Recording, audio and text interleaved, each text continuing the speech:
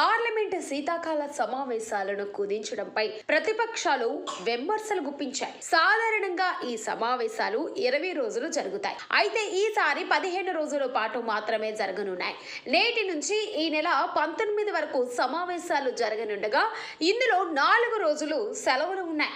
శీతాకాల సమావేశాలను కుదించడంపై శివసేన ఎంపీ ప్రియాంక చతుర్వేది విమర్శలు చేశారు. పార్లమెంటు సమావేశాలను సజావుగా జరిపే ఉద్దేశం అధికార పక్షానికి ఉన్నట్లు కనిపించడం లేదని ప్రియాంక చతుర్వేది అన్నారు.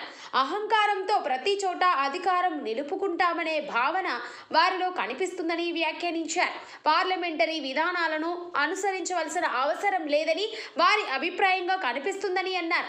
కేవలం 15 రోజుల్లో 13 బిల్లులు తీసుకురావాలని చూస్తున్నారని, అంటే వీటిపై సరైన చర్చ జరగాలని వారు కోరుకోవడం లేదని అన్నారు. నిరసనల మధ్య ఈ బిల్లులను ఆమోదించాలని చూస్తున్నారని ఆరోపించారు. కాంగ్రెస్ జాతీయ అధికార ప్రతినిధి సురేందర్ రాజ్పుత్ కూడా శీతాకాల సమావేశాలను కుదించడంపై ఆగ్రహం వ్యక్తం చేశారు.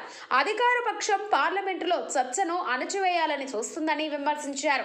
పార్లమెంటు సమావేశాలు ప్రజల కోసం నిర్వహిస్తారని, ప్రతిపక్షాలు ప్రజల తరపున గాలం విప్పడానికి అవకాశం ఉండాలని అన్నారు. పార్లమెంటులో ప్రజా సమస్యలను ప్రశ్నించడానికి ప్రతిపక్షానికి లోక్సభ స్పీకర్, పార్లమెంటరీ వ్యవహారాల మంత్రి, ఎన్డీఏ ప్రభుత్వం అవకాశం ఇవ్వాలని ఆయన కోరారు.